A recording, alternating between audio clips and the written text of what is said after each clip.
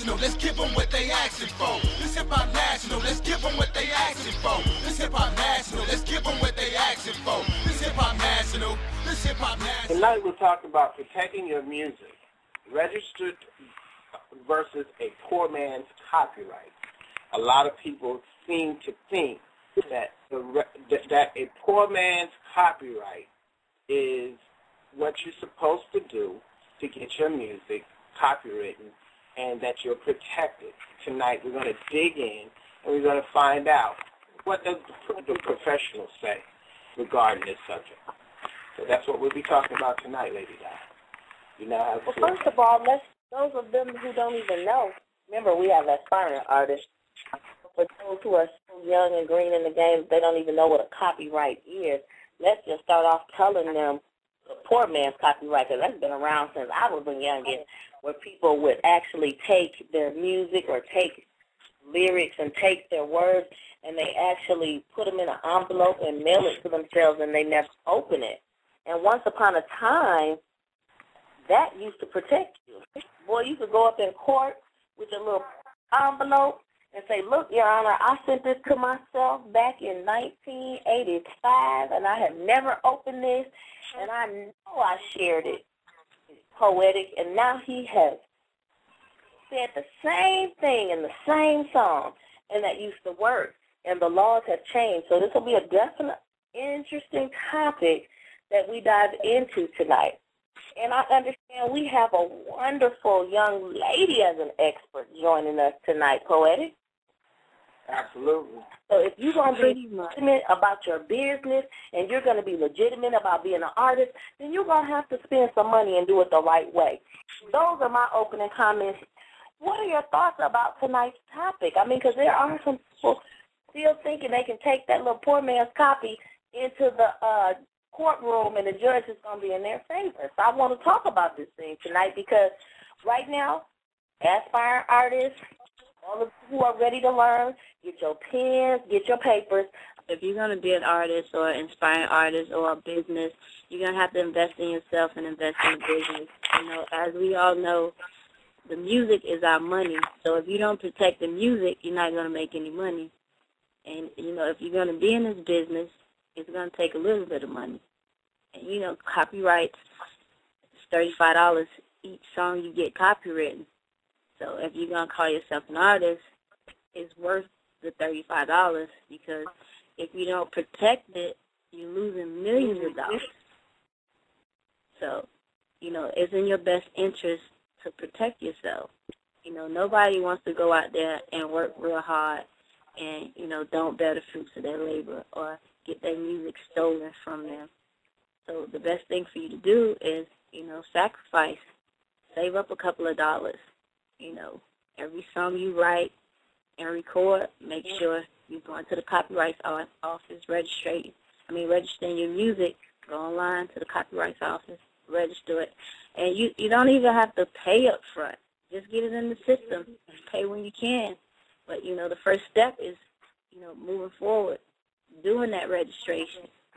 And, you know, a lot of people think, you know, the poor man copyright is the way, but it wouldn't even hold up in court. You know, like you said, that's the old way. That's ancient, you know. That's right. Copyright, That's right. You know, is good for the life of the artist or the writer and 75 years after their death. You know, the reason why you copyright the music is you can't reinvent the wheel, you know. That music is going to inspire somebody, and they're going to be inspired to use it. So if you have your music copywritten and somebody uses a portion of your song, you're taken care of because they got to pay you. And it's like that for everyone. So if you protect yourself, you probably never put out a song, but you're getting a publishing check because somebody else is using your material. You know. Mm-hmm. That's what I'm talking about. And that's just some great opening remarks. You know, here is where you get educated, and we believe sharing is caring here on Hip Hop National Radio. For those of you who are just joining, you're locked and loaded with the lovely Lady Di and also Poetic.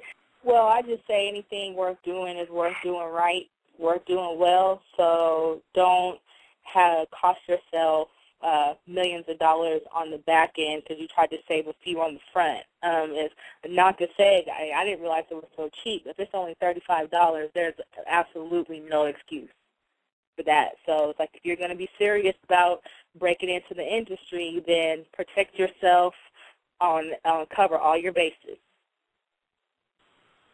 Well, we only charge $50 for them to play here, but a lot of people still skeptical about doing it. Why, I don't know, but it's a great platform for them to get the music. I just wanted to give a flowers. I'm sorry. But go ahead. $35. No, I mean, the thing of it is a lot of times, Snap, Crackle, and Pop, you don't have to calm down over there. But the thing of it is like a lot of times people don't understand how reasonable it really is. And that's the whole thing. That's why we're here to educate. Like Pebbles even said, I didn't even know it was that cheap. You know, when Myra Morris, who's always holding it down in the background for us, started really getting into it with her artists and talking to me about it, when I heard 35, I was like, what? I was like, are you kidding me? I don't understand why people are sitting up here even playing with that. We go to Red Lobster and blow 35 on a meal. I mean, really? I mean, the real talk is, you know what's hot and what's not. I'm saying let's be real and let's go for what's hot. I mean, like you said, one by one we can go ahead and knock them down. But you know when you put that banger on, you like, oh yeah, that's the one gonna take us out of here. We're going to the top of this. You know, that's the one you gotta go ahead and protect. We get so excited about it being hot. That's when we get young and dumb in the game, and we go to the clubs and we slinging it, and we get on the radio, whoop whoop. And so that's what we're trying to do tonight is really educate them because they don't know any better. We just got this one straight off the studio, son. It's hot off the track, you know. And then it's like a nice hook, and then somebody who is clever goes in and changes like 2 bars, right? And now it's theirs, and because you didn't copyright it, I mean, what leg do you have to stand on? You gonna go back and say, remember? Go ahead. No, I was gonna say someone who's clever is gonna go to the copyright registration and look and see if it's been copywritten before they take it. Right. That's what I'm saying. And then you sitting up there looking with the sad face because they got you. But, I mean, that's what this is about. It's about education. It's about empowerment. So Hip Hop National Radio Conference Call and Feedback Line is more than just a radio show. That's why we know for a fact that God is the CEO of our company, and we know whose we are. We would not be able to do any of this without the Father Almighty. And so, you know, you have to be comfortable. That's what we were talking about in Monday school today, is how sometimes people change it up. Don't change it up. You know, I tell people all the time, just wear one face. That way I know how to deal with you. I can't deal when you get 2 or 3, just one at a time. And so you have to be comfortable in who you are, and part of this whole music game is about being business savvy. So you can be a great artist and really have the lyrics and the flow and all of that, but if you don't have anybody on the team with business, who's business savvy, you are really setting yourself up for failure. It's a real interesting topic, a very interesting topic, and I got my pen and paper right here. I'm sitting here taking notes, and I came up with about 3 questions. First question is, let's see, can I use other people's beats to record over and put out a mixtape? Should I copyright those songs? If so, if I can do that? So is it basically, these are basically legal and illegal questions, I guess. Lady Di, you want me to answer? Go ahead, absolutely. As far as using other people's music, as long as you're not getting any monetary, like you're using it for promotional use, then it won't be a problem. The problem you're going to run into is when you're promoting it, and, you know, some people sell mixtapes. You can't sell other people's property, so that'll get you sued. Oh, but if you're using it for promotional use, then that's allowed. We're getting a little bit of feedback that's interfering with the call. All right. Is that why basically you can go online and download all these mixtapes, all these artists have these mixtapes for free? Yeah, because, you know, as long as it's for promotional use, You're allowed to use it, but you can't copyright someone else's work unless you pay for it. Unless you pay for the production. I got a question for you, Nasa. How about could they broadcast over the radio someone else's mixtape that they've done? Someone else's mixtape? No, that they did a mixtape. Let's say they did a remix of somebody's song. Could they broadcast it over the air? If you do a remix of someone's song, then pretty much you're gonna have to get permission, to use it, because it's different levels. When you putting out stuff for the streets, 9 times out of 10 you're not gonna get bothered. But when you're talking to radio, P1 station, now that's another ball field. And you're going to have to reach out to the publisher, the writers, whoever's responsible for that work. Okay, you got to call some people. Like, you're going to have to call Universal Records or somebody. Like, if you messing with, an artist record or something like that, you got to get in contact with this person. Say, do you mind if I... Not necessarily Universal. You have to get in contact with the person who's handling the publishing, like who owns the publishing. Because they're going to give you permission to use whatever. They're going to tell you, okay, you're allowed to use this song, but you're going to have to give us X amount of dollars and X amount of publishing. And 9 times out of 10, if you're using someone else's material, you pretty much owe them the publishing. Just be prepared not to get no publishing and just get the performance credit. So how do you contact the person? How do you get that information?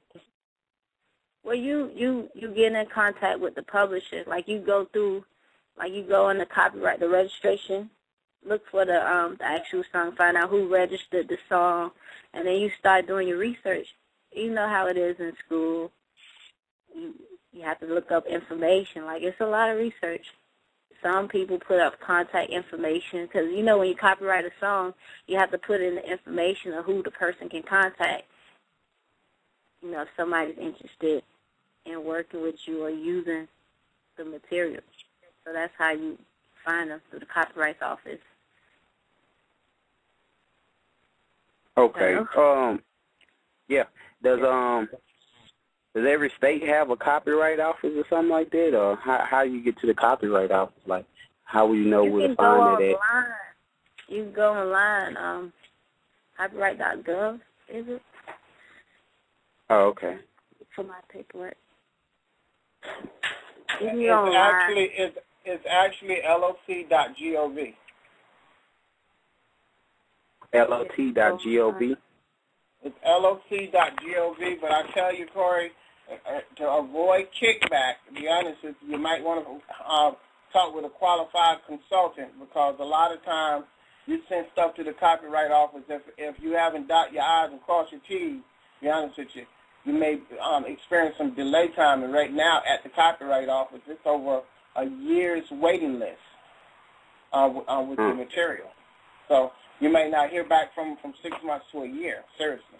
So one thing you want to do is dot your I's and cross your T's when you're sending off your copyright. That's all. But other than that, if you don't know what you're doing, but it's just detail oriented. You make sure you dot your I's, cross your T's, read through everything. But that's how you get to it. And make sure you have an entertainment attorney on deck. Yeah.